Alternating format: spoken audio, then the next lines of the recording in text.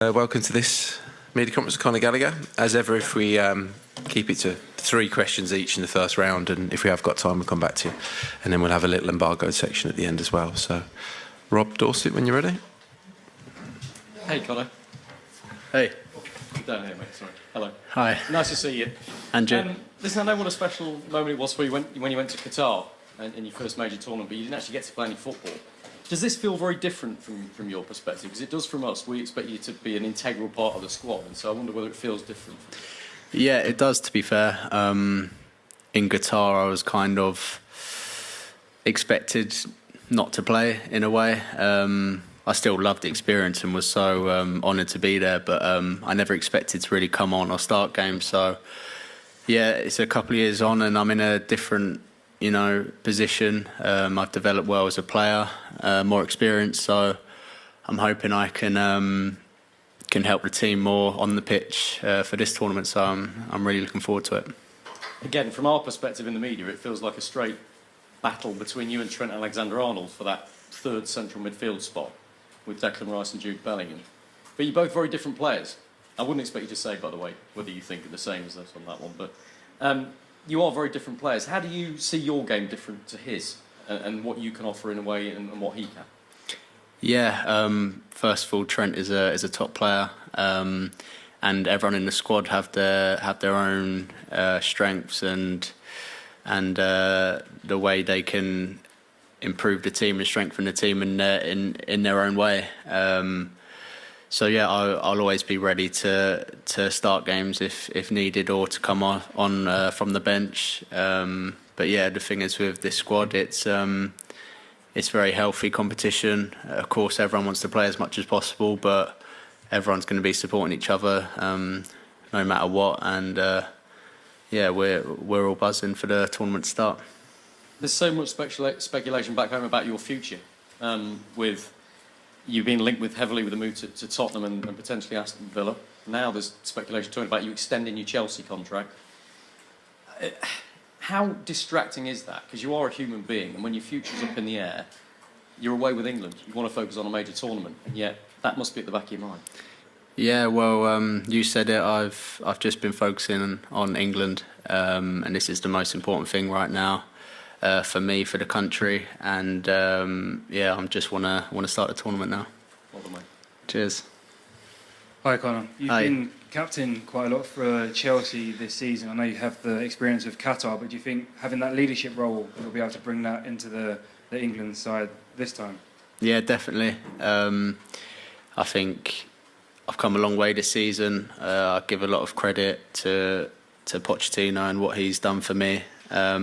Gave me a responsibility and trust at Chelsea, and yeah, I think, like I said, it puts me in a better position to be a bigger part of the squad for this tournament, and yeah, I'm going to do everything I can to help the team as much as possible.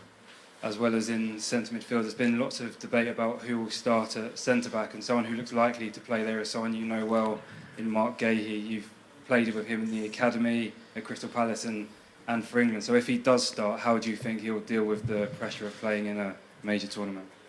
I think he'll be brilliant if he does.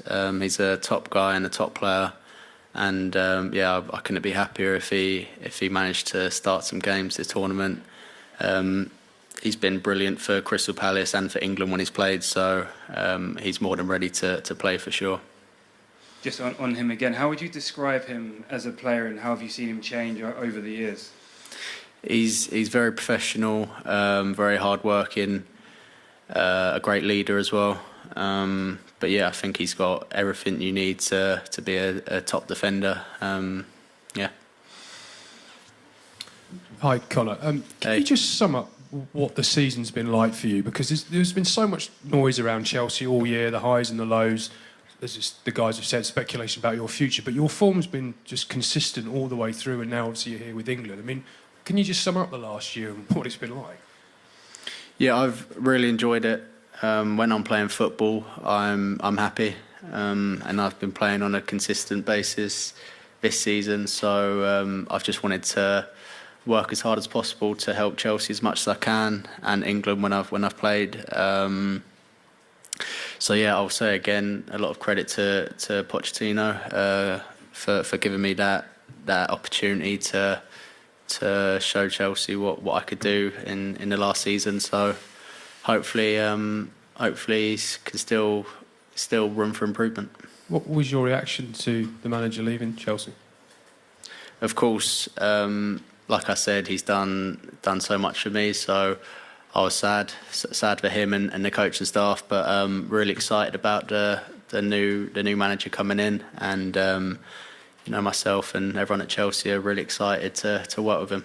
From the way you're talking there as well, I mean, obviously you say you're focused on the Euros at the moment, but do you see yourself at Chelsea next season? Is that in your mind? Well, I'm a Chelsea player right now, and like I said, I'm just thinking about England and the tournament. Thank you. Hi Connor, lovely to see you. And you? In terms of the partnership in centre midfield, everyone's talking about who's going to be alongside Declan Rice in particular. That performance that you gave against Bosnia, our commentary team were raving, and I spoke to Gareth Southgate afterwards and suggested it was maybe your most assured performance in an England shirt. Do you feel that? I believe so, yeah. The manager actually said that to me this morning as well. So yeah, it's really positive. It's always a big occasion playing for England. You want to impress, and you want to just do as best you can to impress the manager and the country, and give yourself a better chance of playing in the next games. But yeah, I kind of just stayed calm and kept it quite simple, and I managed to put in a good performance. It was a good performance. Why do you think you should be starting against Serbia on Sunday? What attributes do you have that are different to your, not rivals, teammates, but two teammates? Yeah. Well, I'll always give my best for the team, on and off the ball. I work as hard as possible. I'm a good team player. But yeah, I'm willing to do whatever the manager wants me to do. If it's starting a game, if it's coming off from the bench, if it's watching from the crowd, I'll be happy and do the best job I can. And sorry to bring it back to your future again, but how difficult is it coming into a major tournament with a bit of uncertainty surrounding you? It's not difficult. I'm in a very privileged position to play for England and be at a tournament like this, and I couldn't be happier with the situation I'm in. Thank you. Thanks, mate. You just pass it back to David behind Jacob, and then we'll go to Jerry Lawton. Hi, Connor, Davide from Gazzetta in Italy. Hey. I'm curious about what's going on behind the scenes. Obviously, it's a group you know before, you played with most of these guys before. But I'm curious about the atmosphere. How do you guys spend the time together? Who's more, who's the funniest and that kind of stuff? Yeah, I mean, it's a great group. I've been part of it for a couple of years now, and all the lads are very humble, very friendly, and we welcome the new players in straight away, and they feel at home instantly. So I think that's the special thing about this group, and everyone said it before, the togetherness that we've shown, and the team before us, part of it, is shown to do how well they've done in tournaments before, and we understand the kind of expectation for this tournament, but everyone is ready and really excited for it to start. How important it is the mental part, be able to relax a little bit between trainings, in days like this, for example, in which you don't play, you don't have a game to watch on TV? Yeah, well, where we're staying at the minute is an amazing place, and all the guys and girls at England have set it up for us. So we feel at home. Always stuff to do, but with a squad like us, there's a lot of people. There's a lot of new people you can talk to and make friends, and it's all the best part about it is the journey as well. So, like I said before, myself and everyone are very privileged to be in this position, and we're really looking forward to the tournament starting.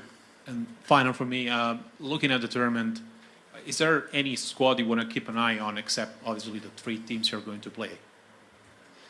Well, we've got to look at the group right now, take it game by game. We've had a great week training up to the first game against Serbia, and we're going to be more than ready to try and beat them. Thanks, David. Suppose back to Jerry Lawton. Thank you.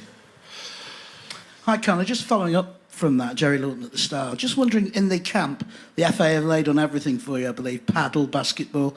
Is there any specific thing that you're all united in? I know you're very competitive in all things. Is there any specific pastime that's caught the camp's imagination at the moment that you're all battling over? Well, to be fair, I'm really good friends with Mark Gurhey, and we've played a lot of games already, to be fair, and we have little competitions day to day, table tennis. We're playing Mario Kart the other day, darts, although I'm obviously not very good, as you can see. But yeah, there's a lot to do. We were enjoying the basketball net yesterday, which is also very fun. So. Are there any particular superstars at basketball, or is anybody particularly better than anybody I've not else? seen any superstars yet, but I'll let you know if I do. It's wide up. Can I just ask you generally about the experience of Qatar? Is the mood different this time? Because obviously there's a tremendous expectation on England from all walks of life to do well. How's that? Are there nerves, or is it excitement, or a combination of all sorts? I'd say the mood is pretty much the same, to be honest. I think in the last tournament in Qatar, we had belief that we could go and win it. Obviously, it didn't go our way, but we have the same feeling in this tournament. And you know, the group has so much talent, and we're really excited to get started and hopefully do the country proud. Thank you. Thanks, Jerry. Any further questions in the live section? That's front there. I think Alex, have you got a mic? Hi, Conor. Kieran Canning from AFP. You've mentioned Pochettino a couple of times already. Can you just explain to us maybe something that he worked on with you, whether it was technically, tactically, mentally, to improve you as a player? Yeah, he just showed his belief and trust in me, which is all a player wants, to be honest. If a manager shows you a bit of love, it makes you play better. Long story short, it gives you confidence, and that's what he gave me. So, yeah. Hi, Conor. Just to build on that, I suppose, Okay. Is Gareth done a similar job, do you think, to Maurizio in that? Absolutely.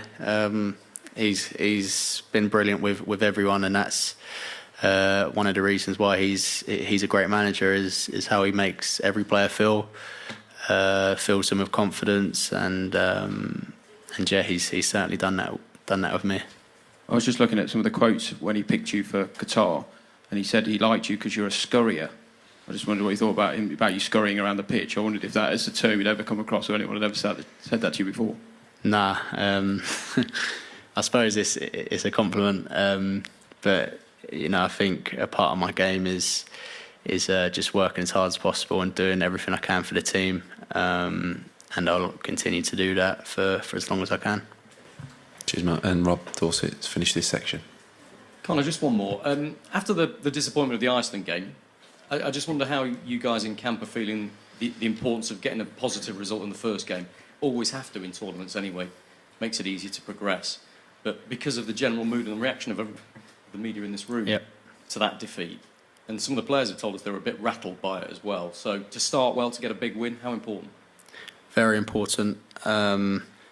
Just in tournament football, just doing the first thing as well as you can, even if it's, you know, the right pass, winning your tackle, winning your headers, your second balls, just the basics to give the whole team confidence to go and win that first game. And with the Iceland game, I think, although it wasn't a good result and not the best performance, I think in a way it could be good that it happened. I think it was a bit of a wake up call for us that, you know, it's not easy to win games against any country, and like I said, we're going to be more than ready to beat Serbia.